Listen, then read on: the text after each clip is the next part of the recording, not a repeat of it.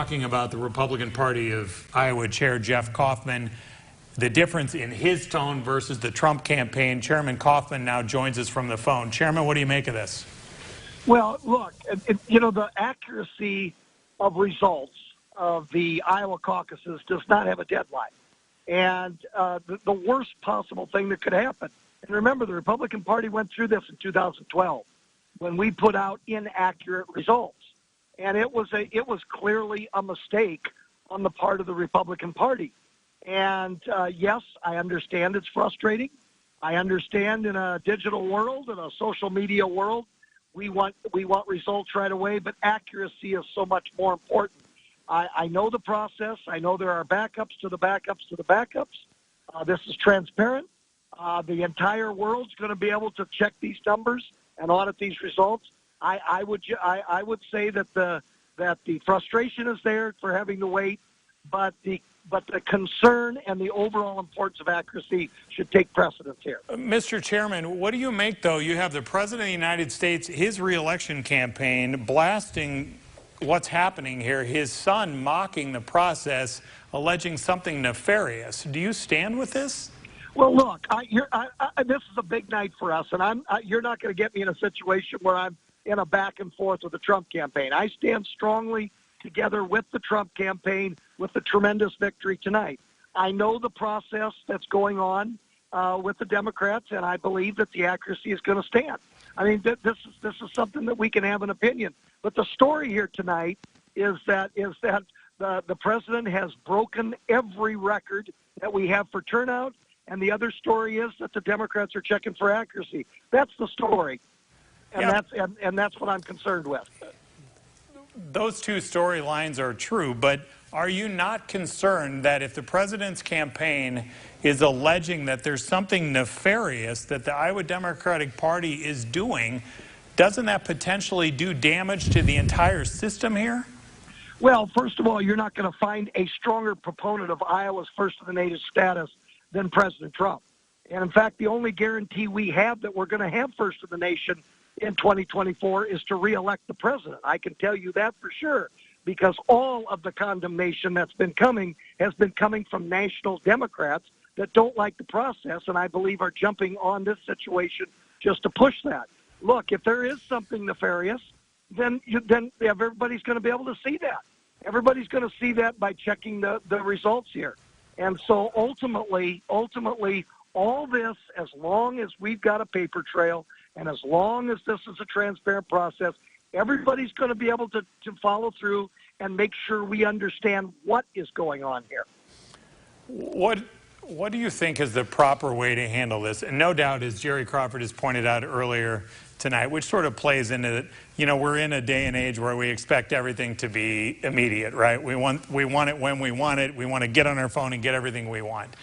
How does the party, though, from the other side, how do they handle what's going on here? If something's messed up somewhere, whether it was the reporting system, the app, the pin to the app, whatever it was, obviously something's not working right here. But how does the party stay in front of this, in light of this, so that especially on a national scale, this process is not getting even more criticism than it had going into tonight?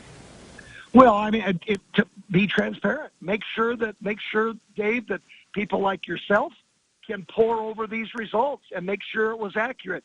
I don't think that any vote counting entity at any level, whether it be for mayor of a town of 500 or the Iowa caucuses or an entire state in a senatorial race, I don't think that any of those entities should be penalized for double counting and double checking. And if there is something that's up here that is not that needs to be checked out, that will be checked out by all of those campaigns and by the media. My point tonight is this, and that is wait until the results are put out there. Wait until those that raw data is out there. And everybody's going to be able to check that. And then we'll be able to double check if there's something at work here. We'll be able to double check if it was just simply double checking. But what I think is inherently unfair is that we've got national media folks. Many of them are taking shots at the Iowa caucuses, no matter what.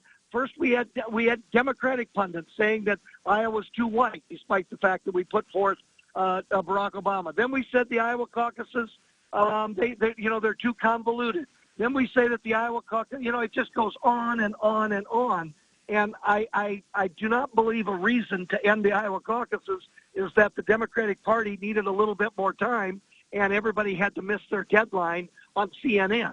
I don't think that's a reason for that. And so a lot of the criticism of people that are immediately jumping to the conclusions that the Iowa caucuses are the fault here, the fact that we are the first in the nation, I think those folks were looking for something anyway. And indeed, if people want to cross-check why why